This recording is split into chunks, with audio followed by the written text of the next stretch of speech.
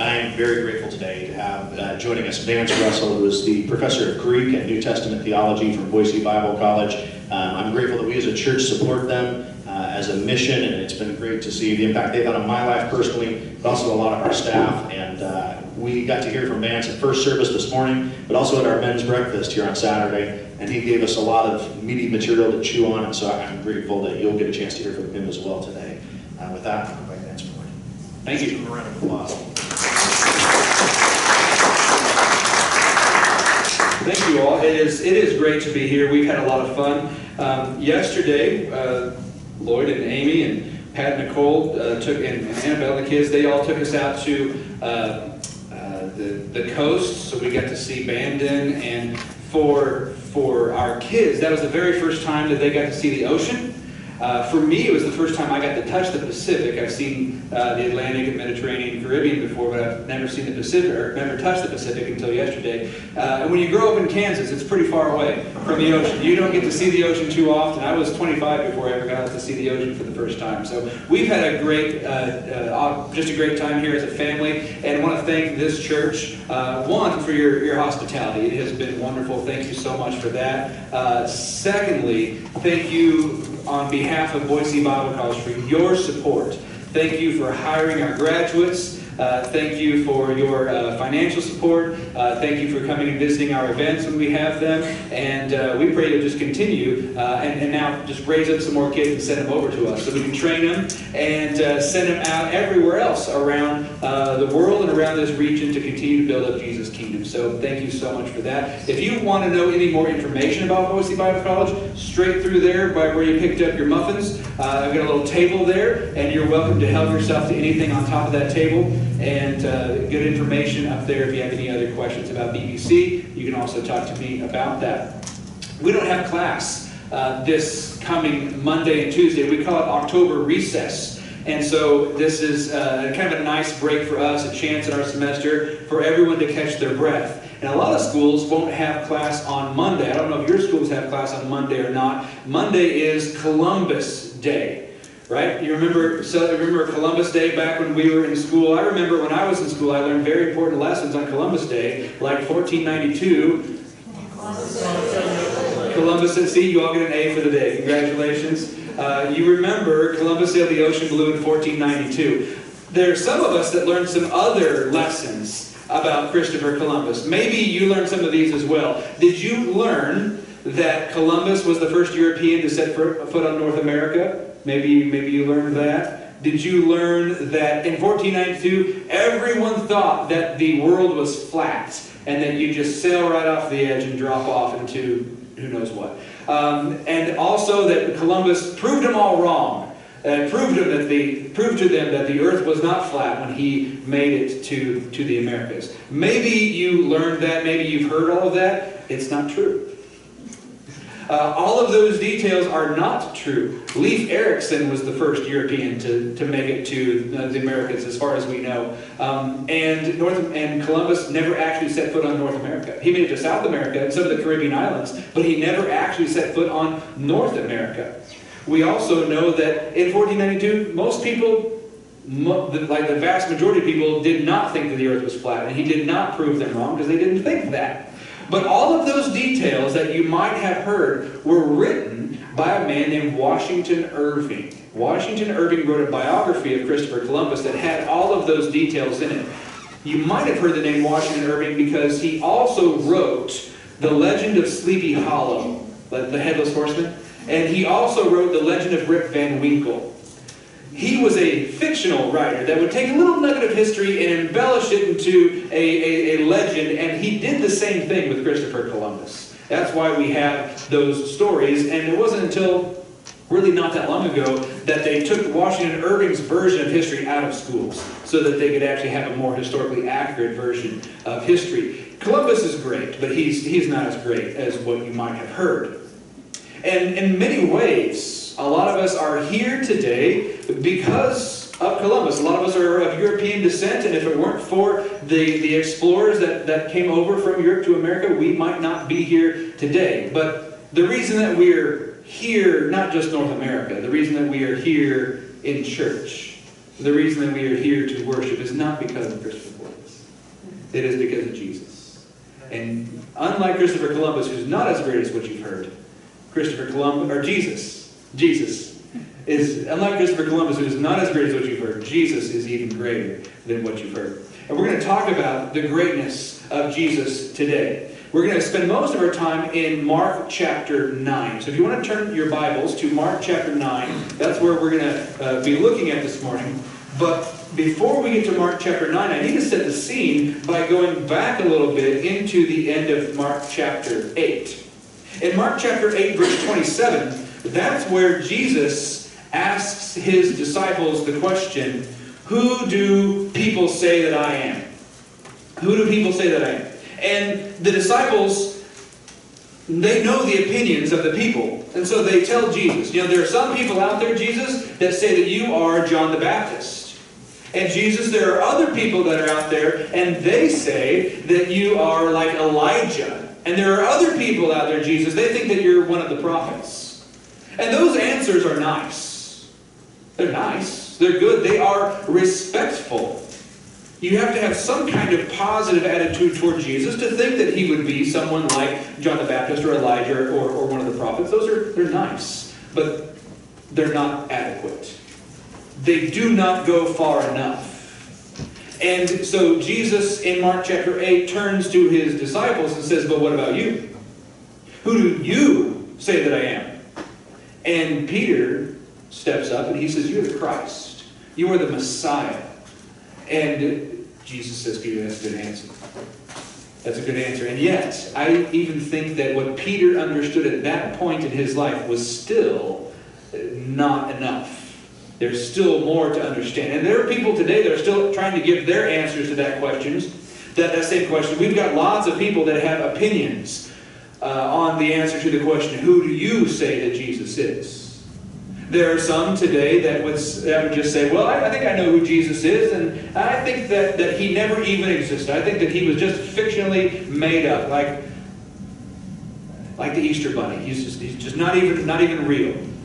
However, if you're going to say that, you are completely ignoring history. You're completely ignoring not only the history that we have in our New Testaments, which is reliable history, but we are also ignoring history beyond our New Testaments, like the Babylonian Talmud and the historian Josephus and Tacitus, other ancient sources that tell us that Jesus existed and walked this earth. To say that he never existed is just completely ignore history. There are others who say that they think they know who Jesus is, and they would say that he's a prophet, and that's nice. It's true. He is a prophet of sorts.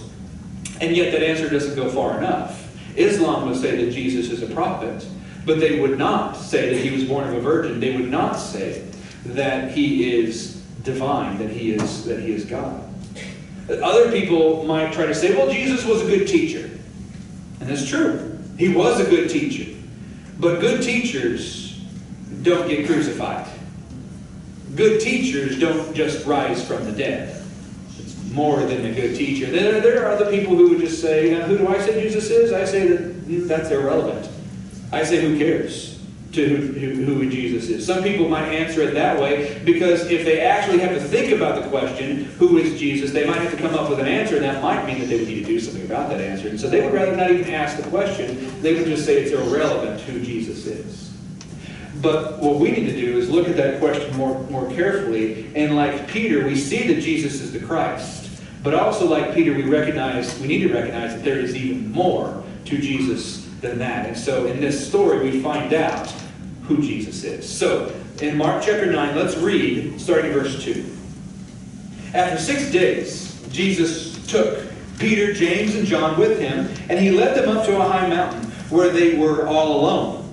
There he was transfigured before them, and his clothes became dazzling white, whiter than anyone in the world could bleach them. And there appeared before them Elijah and Moses, who were talking with Jesus.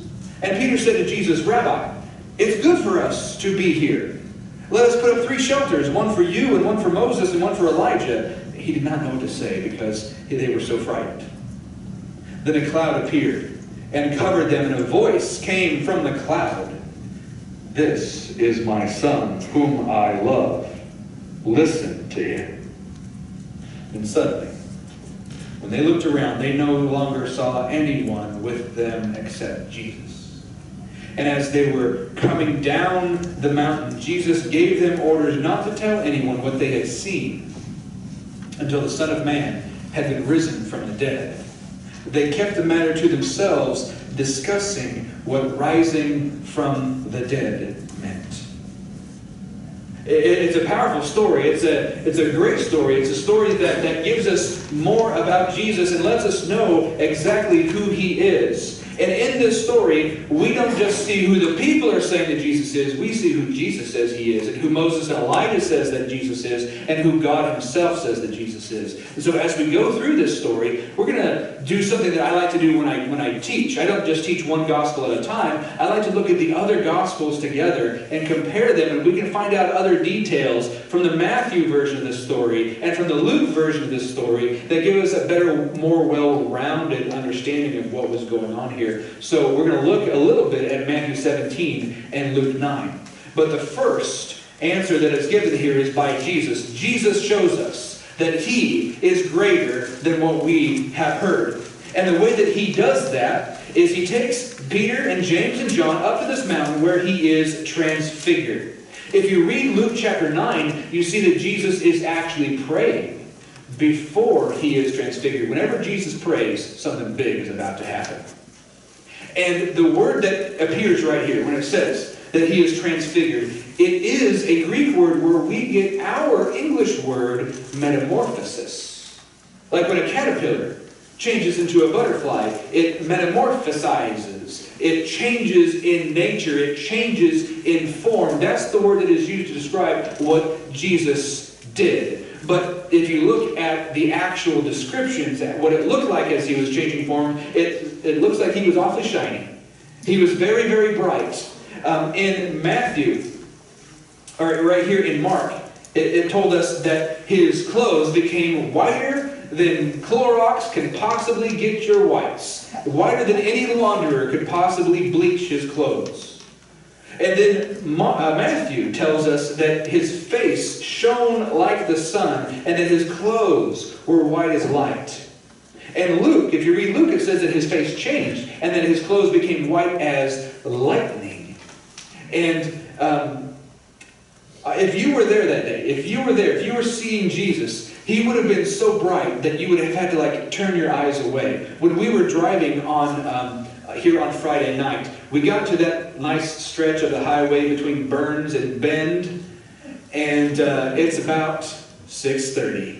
And you know what that means. The sun is just right there above the horizon. That was a great time for us to switch and let my wife drive that section of our trip. So she had just the sun right in her eyes, and it was not a comfortable, pleasant time for her to be driving. And it's not comfortable. If you were to see Jesus like this, you would want to squint and avert your eyes because of the brightness that was going on. It reminds me of what Paul says in 1 Timothy, that God dwells in inapproachable light. Jesus got to show them what that looks like. But this metamorphosis change implies that Jesus is more than just any other human being. It kind of takes us back to what John wrote in John chapter 1, where John says, "In the beginning was the Word, the Logos." The Word, Logos, was with God, and that word, Logos, was God. That specifically identifies Jesus as having a divine nature and lets us know that Jesus is the only one who has existed before his conception. He was eternally the Logos before he was born. And then he became born. The Logos became flesh and made his dwelling among us in John 1:14. That word, made his dwelling. It's an interesting word. The word literally means to pitch a tent. It's the word for tent with like a verb ending slapped on the end. The King James translation says he tabernacled among us. You remember the tabernacle from the Old Testament was a tent. But I like the way that the Message translation puts it. The Message translation says the Word became flesh and moved into the neighborhood. I like that. The idea here is that this Logos, who has existed from all of eternity, became flesh. And I think that what's going on right here in this transfiguration is that God has kind of whispered to Jesus and said, why don't you show them what you really look like? And they could see, James and John and Peter could see for a moment what the Logos really looked like in inapproachable light.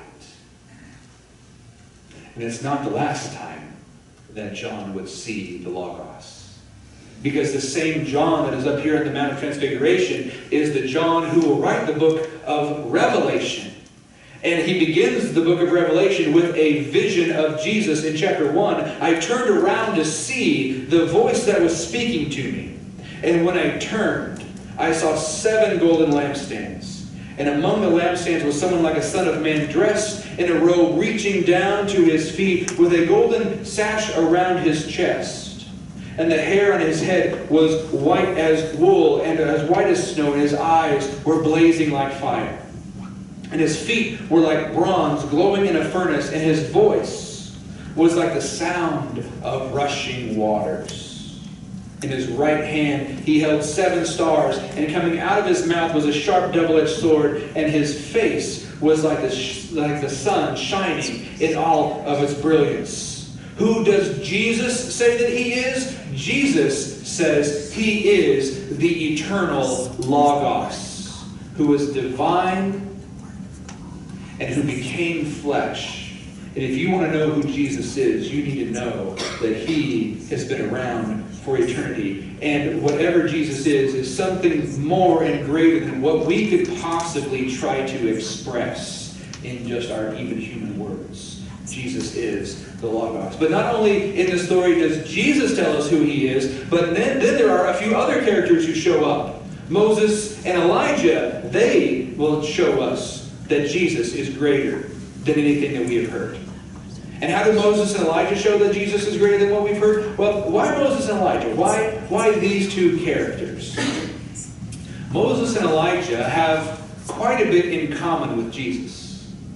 Not that they are the Logos. Only Jesus is the Logos. He's unique in that way. But Moses and Elijah have some experiences that can be shared experiences with Jesus. When you've got good friends, you become friends with people quickly when they have experiences that you share. Lloyd and I haven't gotten to know each other before this weekend very much, but we've become pretty good friends because we have a lot of shared experiences in the kind of college that we went to, the kind of ministry work that we've done. And Moses and Elijah, they've got some shared experience with Jesus. Moses and Elijah know what it is like to experience the presence of God. You remember Moses? God hides him in the cleft of the rock and passes by. Moses comes down from the mountain glowing. He's experienced God's presence. You remember Elijah experienced God's presence also as he's hiding in a cave, and he experiences God's presence in a still small voice. Moses and Elijah, like Jesus, also know what it is like to lead God's people when they're not very cooperative. Moses leads God's people through the wilderness, and they're grumbling against him that whole time. At one point, they want to revolt and try to kill him. Elijah knows what it's like to lead God's people as he tries to combat the idolatry and the worship of Baal in their day. He builds that giant altar, and the fire comes down from heaven and consumes the sacrifice, and then they want to kill him again. They know what it's like to try to lead God's people when they're not going to be cooperative. But also, Moses and Elijah, they know what it's like to end their lives in very, very interesting ways. In Deuteronomy chapter 31, Moses reaches the end of his life, and he goes up onto a mountain, and God kind of takes care of him up there. It doesn't tell us what happened. It doesn't give us a story about the burial of Moses. It's as if God took care of that himself. And then Elijah, you remember how Elijah's story ended. He's walking along with Elisha, and a chariot of fire separates them, and a whirlwind sucks Elijah up into heaven. And he goes to heaven really without even experiencing death. Like, I know those, I'm from Kansas, I know what those whirlwinds are like. Like, tornadoes can suck you right up.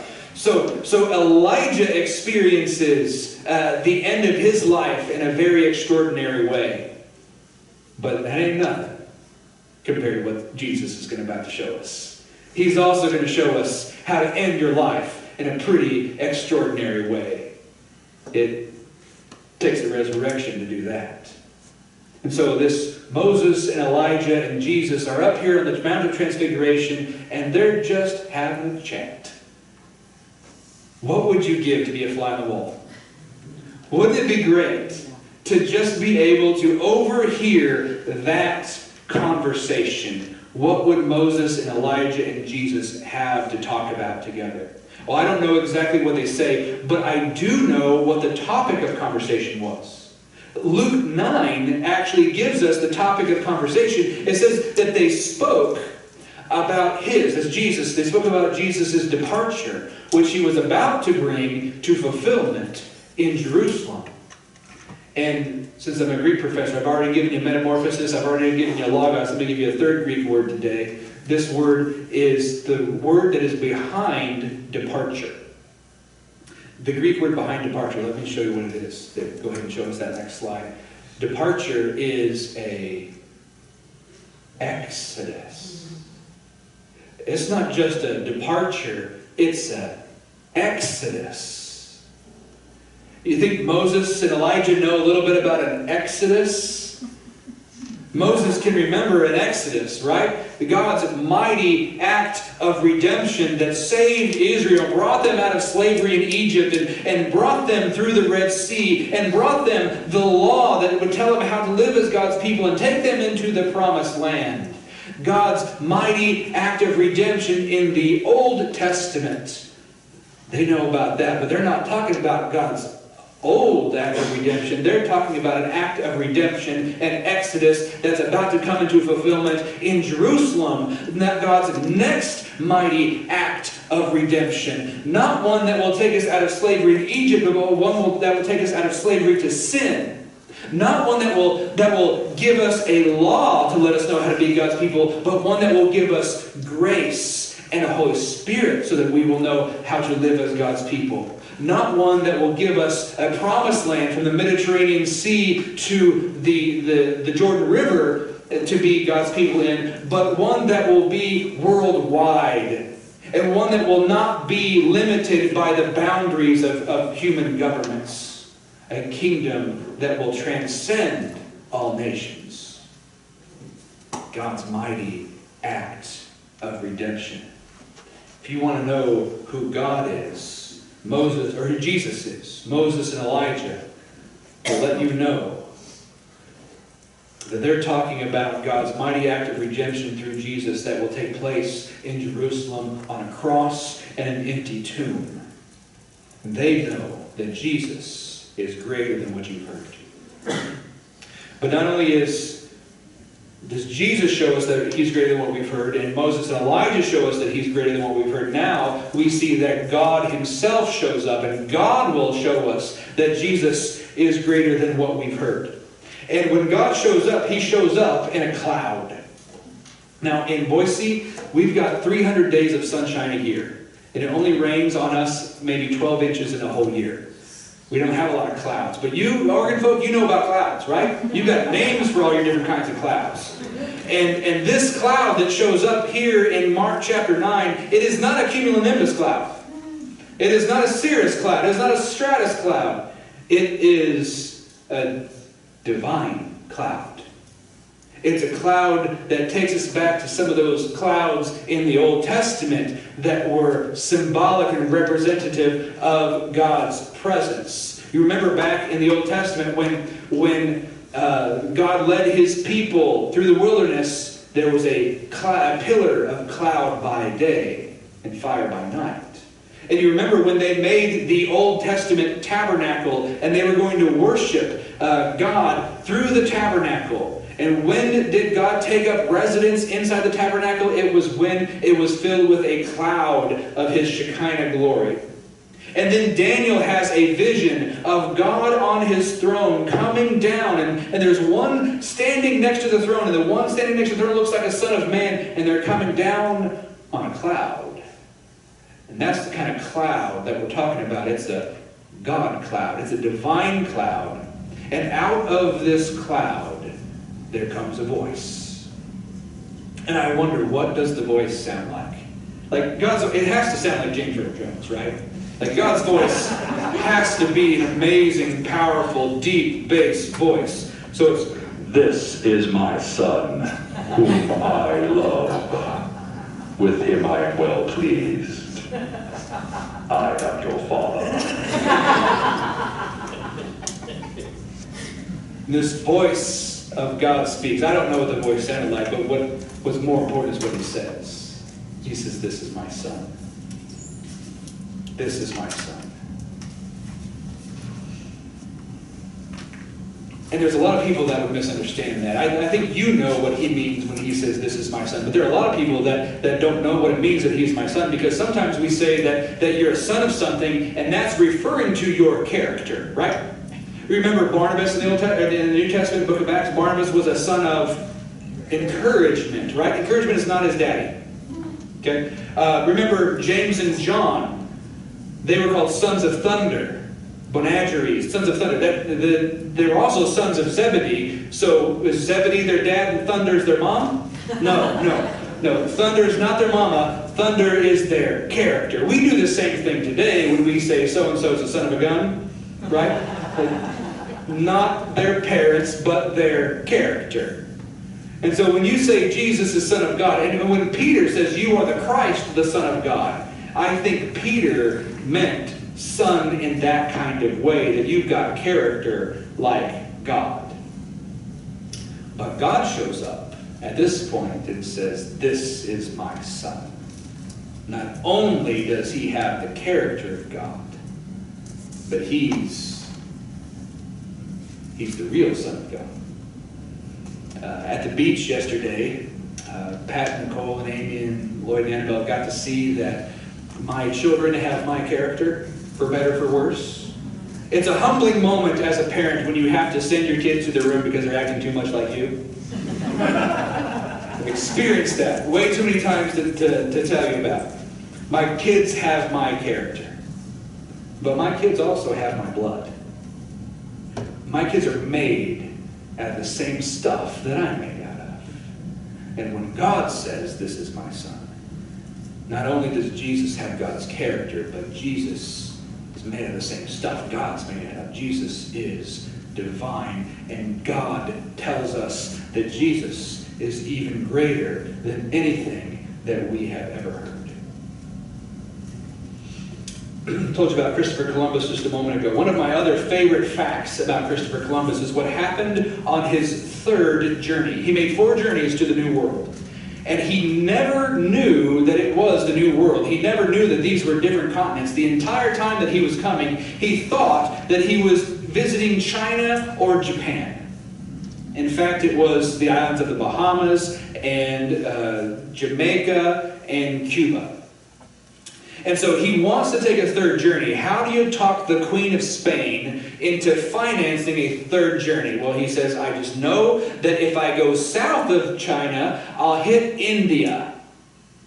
So she agrees. She gives him the money to finance a third journey. And he sails, and he hits Jamaica, and he thinks that that's China, so he sails on a little farther south, and he ends up in Venezuela.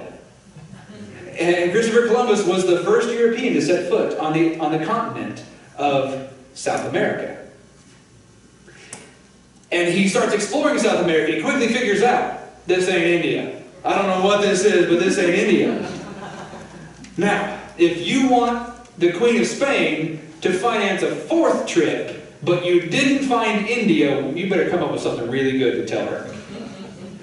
So he goes back to Spain and tells the Queen of Spain, "I didn't find India, but I found something better. I found the Garden of Eden." He actually told her that he had found the Garden of Eden, and now he's on a mission from God. He knows where God lives. And so he wants you to give him more money so he can go and find out more about where God lives. No. Christopher Columbus is pretty great, but he's not as great as what you've heard, because he does not know where God lives. But Jesus is the Son of God. And God says, "This is my son." And Jesus knows where God lives. And so if Jesus is greater than what we've heard, what do we need to do about it? First thing we need to do about it is that we need to make sure that we're not trying to make Jesus fit into our own agendas. You remember what Peter says. Peter's got a great habit of being the one to speak up and stick his foot straight in his mouth as soon as he gets the chance. And so it says that he didn't know what he was saying because he was so frightened. And so Peter says, why don't we build some shelters here? That word for shelter is that same word for tent and tabernacle.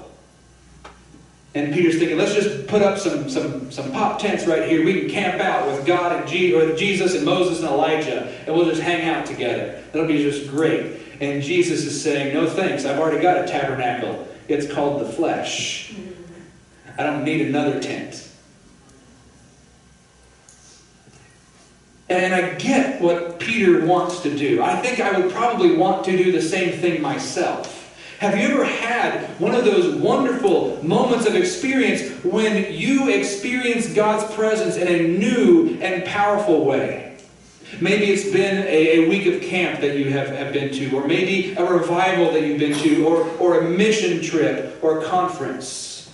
And while you were there, you felt God's presence in a new and powerful way. And you felt God speak to you in new and in powerful ways.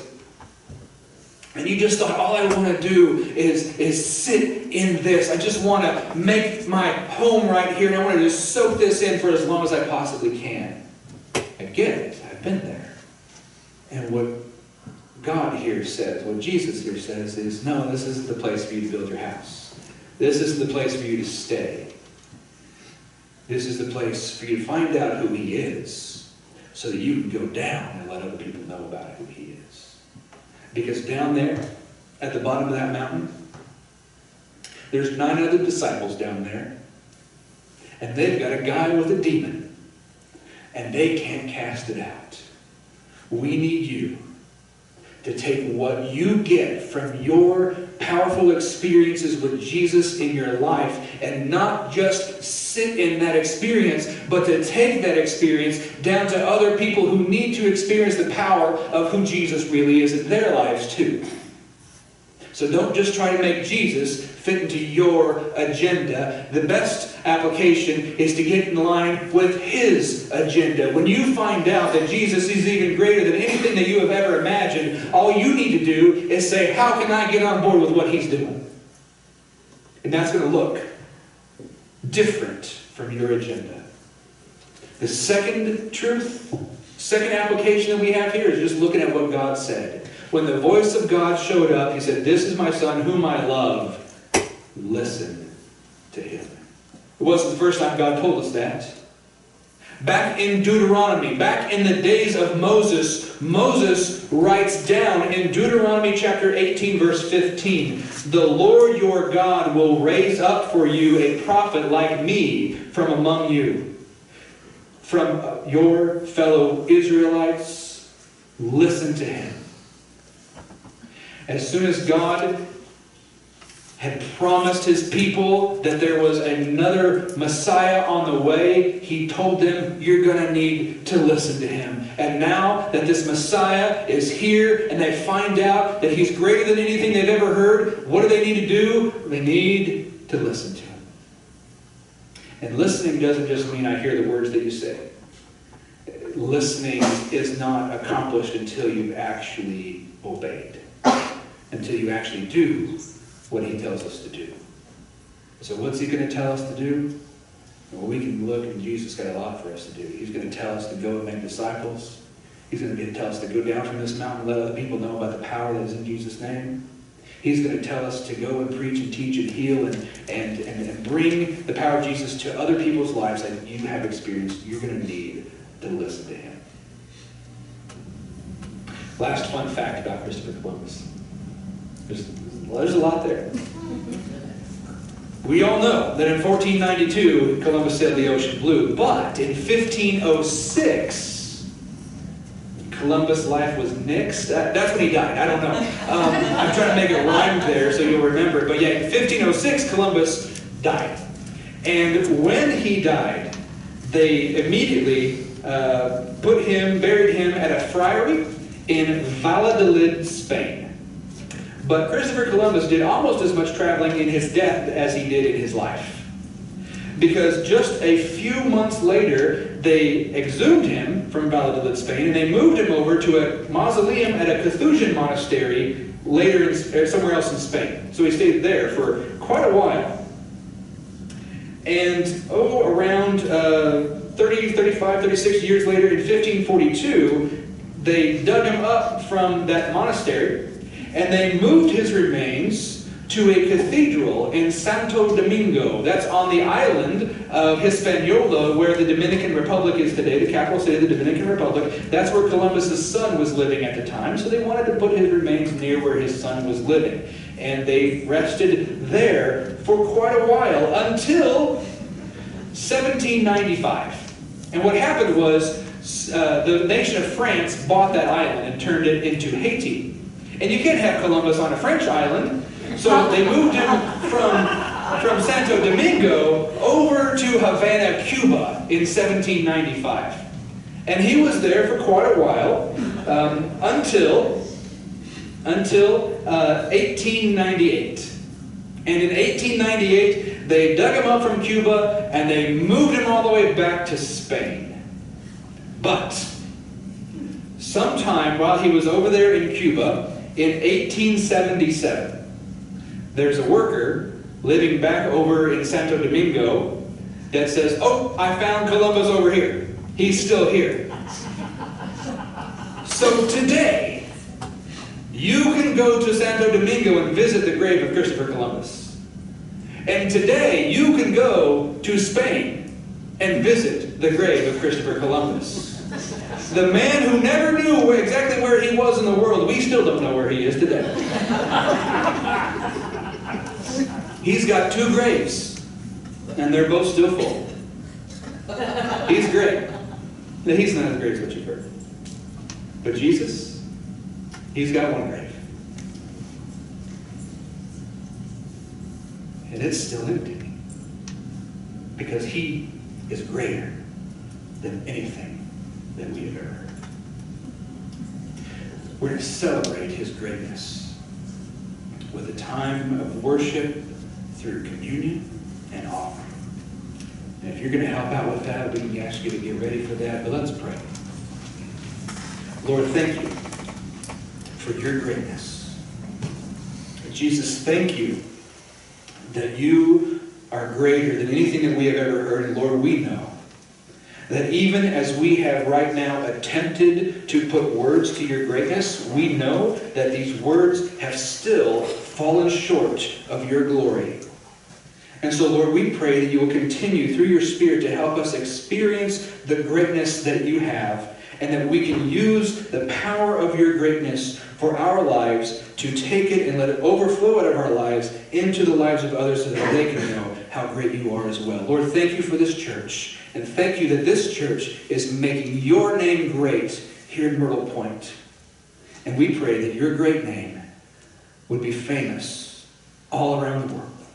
In Jesus' name we pray.